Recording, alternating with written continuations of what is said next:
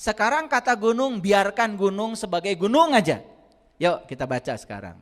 Dan tatkala Musa datang pada waktu yang telah kami tentukan. Datang tuh Musa. Untuk apa? Karena Musa ingin berjumpa dengan jati dirinya.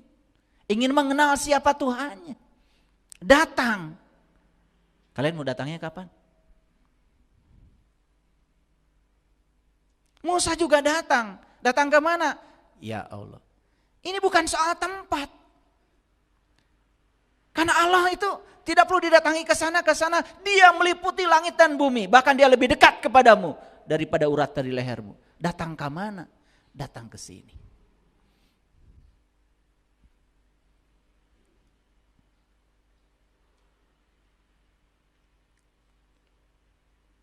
Dan tatkala Musa datang pada waktu yang telah kami tentukan, dan Tuhan berfirman kepada Musa.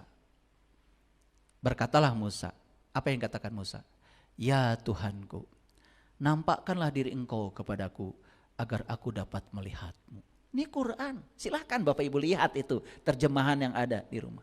Baca itu surat Al-A'raf. Jadi Musa minta melihat siapa? Masuk akal? Masa Nabi mengajarkan yang gak masuk akal? Apa jawaban Allah? Tuhan berfirman, kamu sekali-kali tidak akan sanggup melihatku.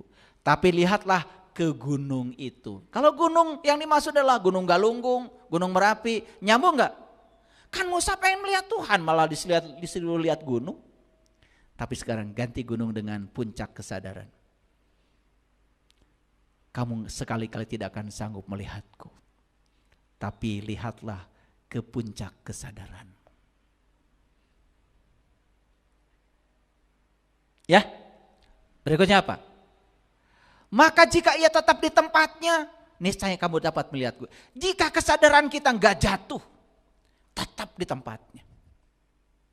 Tetap di tempatnya. Sering jatuh enggak kesadaran Bapak Ibu?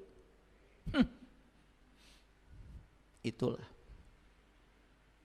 Diomongkan ku batur langsung nyeri hati.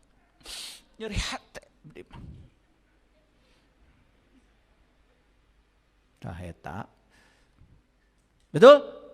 Iya, tetap di tempatnya kata Quran. Lihat ayat berikutnya. Maka jika ia tetap di tempatnya, ia itu siapa? Gunung. Puncak kesadaran. Tararagrag kahanap. Tegenek temalekmek. Tidak baperan, tidak gampang tersinggungan. Hampuraan kabatur, welas asihan. Iya mah batur seeutik ngewa. Betul apa gitu? Kalian tuh ibadahnya rajin, ngomongin orangnya rajin.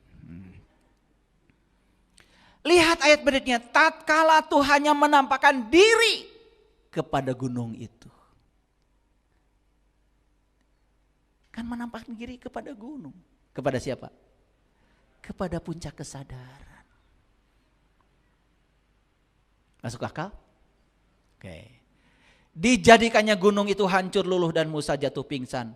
Sampai Musa sendiri pingsan. Kesadaran dunianya Musa itu hancur luluh. Itu namanya fana. Itu yang namanya manunggal, itu namanya tauhid.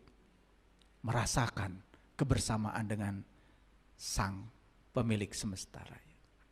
Aku yang kecil larut dalam aku yang besar. Gak ada lagi aku.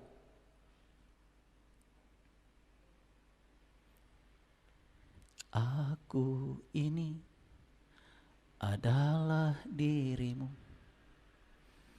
Cinta ini adalah cintamu. Aku ini adalah dirimu. Jiwa ini adalah jiwamu. Rindu ini adalah rindumu. Darah ini adalah darah. Tak ada yang lain selain dirimu yang selalu aku puja. Ku sebut namamu. Aduh, lagu dalam banget. Lagu tauhid kalau saya bilang itu. Cuman kita nyanyinya nggak pakai kesadaran selama ini. Ya. Aku memandang dengan matamu. Aku memandang dengan telingamu.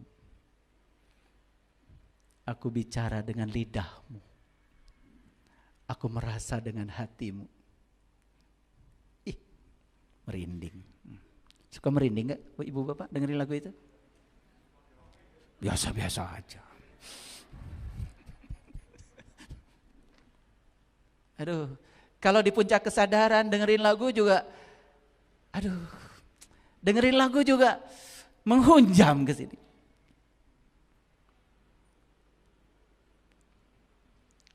Ini malah nyanyi haram, aduh. Kalau nyanyi haram berarti ngomong juga haram. Kan ngomong juga bunyi, betul nggak? Pita suara bergetar. Jadi sempit sekali memandang sesuatu. Tidak masuk akal ya, Kang Ep. Yuk lihat sini. Fana nggak Musa? Saya mau nanya, menurut ayat ini Musa jadi nggak menyaksikan dia? Jadi. Sampai fana. Lebur dirinya yang kecil pada diri yang maha besar.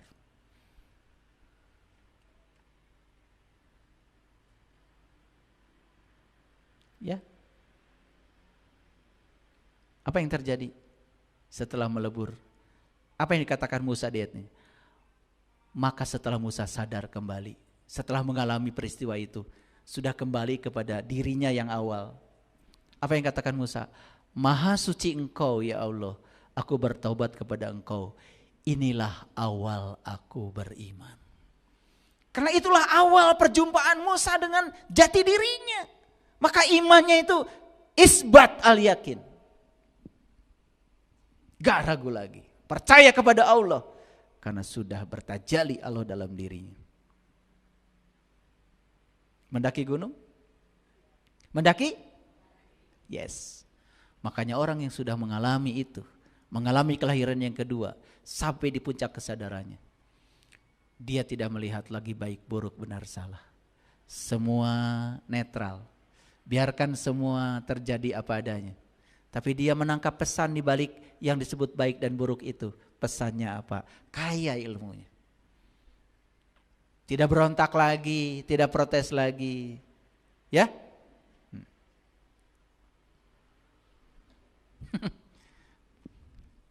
Lihat. Udah ketemu sama Semar. Senyum terus. Ya, makanya di puncak gunung S4 sekolahnya. Senang senyum, susah senyum. Karena dia percaya semua rencana Allah. Dia percaya semuanya karya dia. Kita tinggal ikuti aja. Dan pasti yang namanya karya Allah tidak ada untuk keburukan kita, semua untuk kebaikan kita sendiri. Makanya Semar bertempat tinggal di mana? Tegal Gorowong, urang kosong. Semar adalah simbol perwujudan hakikat diri. Jadi sebetulnya Semar yang sejati itu ada di masing-masing kita. Yuk ziarahi kuburan Semar. Di mana? Di sini. Sesajanya apa? Apa yang kamu suka. Awas ya. Awas, kalau ngasih yang baik, ya. Awas ya bu ya. Ari keur batur mah, ieu mah ceritana ka Bali. Aya hate mah yang masihan oleh-oleh, ya. Di toko oleh-oleh teh. Ah, da keur batur nu murah we. Muter-muter atau di toko teh. Ai nu leuwih murah ti dieu. Kanggo saha Ibu? Keur batur ieu mah. Cing atuh rek masihan kanu sanes teh. Samikeun sareng dianggo ku ibu. Samikeun sareng dianggo ku bapak. Sok perhatikan. Kalau kita positif terhadap uang, tidak hitung-hitungan sebenarnya. Lihat, kalian akan dirindukan uang. Kenapa uang tidak rindu sama kita? Tuh, rek mere oge apan? Kukurilingan heula. Miliaran nu murah. Betul? Hayang kasebut we ku batur teh mere itu. Sadar ini teh? Oh, sadar ya? Jadi cocok ya judul ini kayaknya buat yang hadir hari ini. Cocok atau cocok sekali? Luar biasa ya. Ternyata Allah tuh sangat mengerti ya kebutuhan hambanya ya. Paham sampai di sini? Oke, lanjut. Makanya saya kasih tahu Bapak Ibu. Orang yang sudah sampai di puncak kesadarannya, dia sudah mendaki gunung. Satu, cirinya apa? Dia bisa merangkul kesendirian. Sendiri tetapi tidak merasa kesepian. Karena sudah bersama dengan Sang Maha. Sudah jadi dirinya sendiri.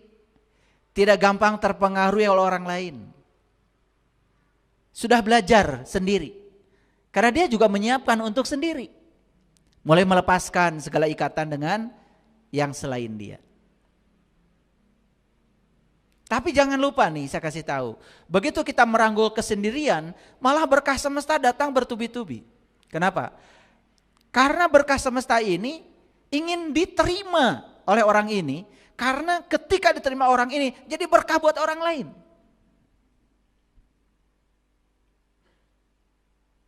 Beras rindu ke rumah kita. Pisang rindu ke rumah kita.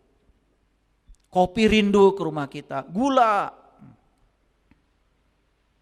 Maaf ya, saya ini hidup gratis. Tiap hari Rabu selalu ada yang ngasih beras. Padahal saya juga tidak makan nasi ya.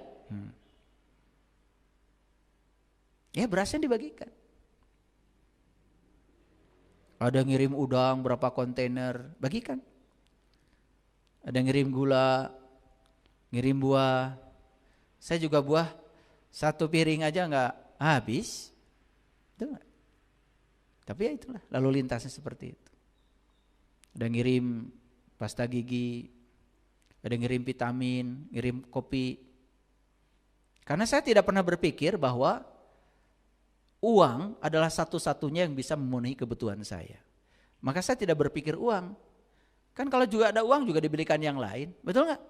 Ya, baju datang, jas datang, celana datang. Jadi saya kasih tahu, alam semesta ini rindu untuk mendatangi kita.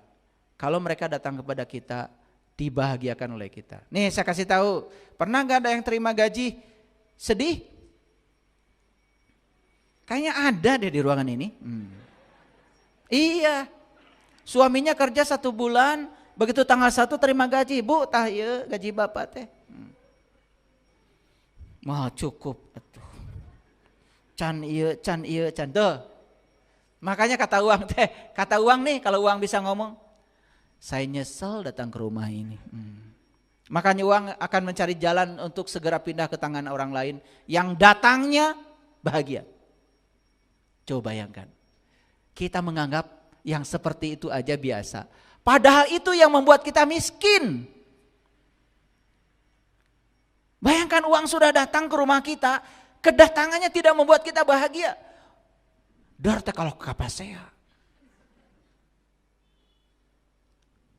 Makanya si uang tuh mengatakan, karena kedatanganku malah kalian jadi berantem.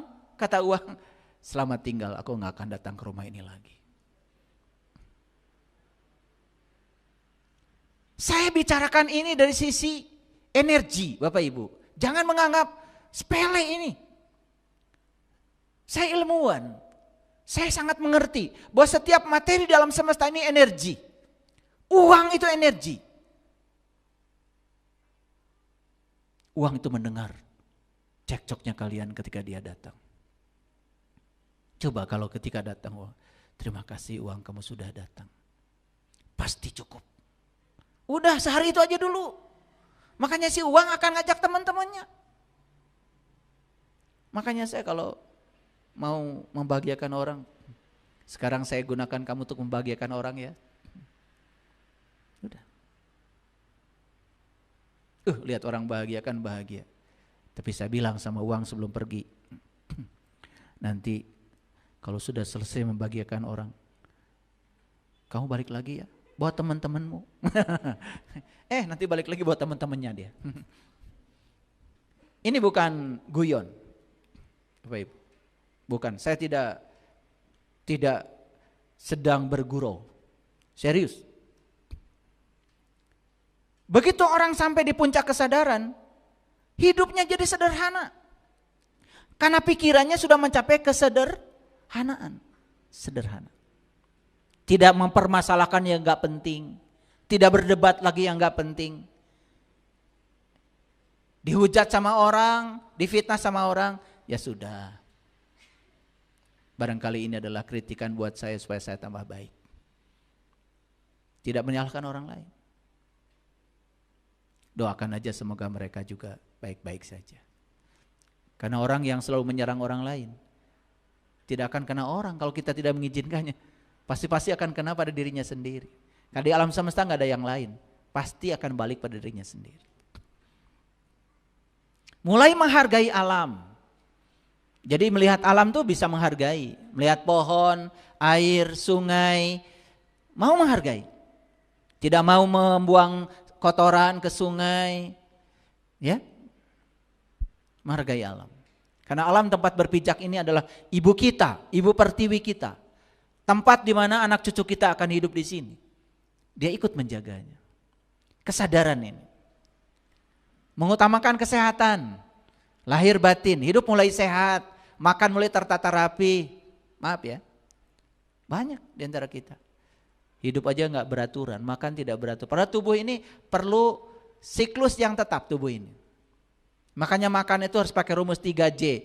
Jamnya tetap, jumlahnya teratur, 80% dari lambung kita. Jenisnya juga yang dibutuhkan tubuh, sesuai dengan golongan darah kalau makan. Saya golongan darahnya A, makanannya cari yang cocok untuk A. Saya golongan darah B, cari yang cocok buat B. Sekarang sudah informasi di mana-mana, bahkan buku tentang itu juga banyak. Belanja, beli buku, jangan cari fotokopi. Ingin dapat berkah tapi ingin gratisan. Itu sudah salah, melanggar hukum alam. Karena semua manusia-manusia yang melanggar cara mendapatkan uangnya tidak sesuai dengan hukum alam, uang tidak akan betah lagi. Hargai hubungan, jangan putus hubungan dengan siapapun. Hargai. Apalagi hubungan dengan orang terdekat kita, dengan pasangan. Percaya, kita dipasangkan oleh Allah. Dipasangkan oleh Allah untuk tujuan Allah. Pasti ada rencana hebat Allah. Kenapa kita dipasangkan? Dan yang namanya pasangan pasti berbeda. Kita dilatih untuk belajar menghargai dan menerima bahwa kita berbeda. Hubungan kita akan baik-baik saja. Jangan menang-menangan. Jangan merasa paling baik. Jangan mendikte orang lain. Belajar menghargai perbedaan. Belajar menghargai, menghormati perbedaan. Sering-sering introspeksi diri. Orang yang berada di puncak kesadaran tidak pernah menyalahkan orang lain kalau ada situasi yang tidak diinginkan. Selalu ke dalam. Ininya, jangan-jangan salah saya. Coba belajar begitu. Mulai belajar menghargai waktu. Waktu. Tidak mau menghambur-hamburkan waktu untuk hal yang tidak berguna.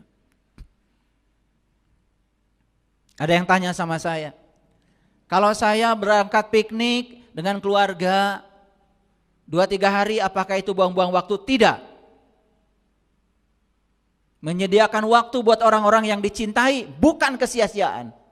Itu tugas kita dari Allah, membahagiakan mereka. Pulanglah ke rumah dan sayangi keluarga. Jadi belajar spiritual, belajar agama, dampak pertama yang harus merasakan dampaknya keluarga. Mohon izin, kalau keluarga kita berantakan, berarti ada yang gak beres kita belajar agama. Agama bukan ceramah, agama bukan dakwah, agama bukan membaikan orang lain. Agama adalah membaikan diri kita. Ku anfusakum wa ahlikum nar. Dirimu dulu bereskan, keluargamu bereskan. Kalau dirimu aja berantakan, keluargamu berantakan, apa yang mau kamu urus dengan alam semesta ini? Tidak ada berkah. Omong kosong. Kita berdakwah ke sana kemari, sementara yang terdekat aja dengan kita abaikan. Mohon maaf, saya kemana-mana selalu dengan istri saya. Ya sambil melayani umat, melayani orang terdekat kita. Karena kalau saya sibuk kemana-mana, dia ditinggalkan di rumah, kemudian saya menggunakan kesibukan saya untuk tidak melayaninya, berarti sudah melupakan tugas pokok saya. Kan tugas pokok kita, ku anfusakum wa ahlikum. Betul? Quran bukan itu? Jadi kalau kita ngikuti petunjuk Quran, gak ada sebetulnya kehancuran di alam semesta. Semua kehancuran kata Allah berasal dari tanganmu sendiri. Belajar menumbuhkan kedamaian batin. Mulai tertarik pada hal-hal yang mendamaikan batin. Tertarik untuk boleh mengamalkan, belajar memaafkan, belajar memahami. Coba batinmu akan mulai damai. Mau nyari apa sih dalam hidup ini? Ya. Nah, makanya di puncak spiritual, di puncak gunung tadi itu, kita akan mengalami ayat ini. Dan kepunyaan Allah timur dan barat, kemanapun kau menghadapkan wajah, di situ kamu lihat wajah Allah. Wajah Allah yang dimaksud ayat ini, kemanapun kamu memandang, tidak ada yang buruk, semua adalah kebaikan, dan tidak ada yang terjadi tanpa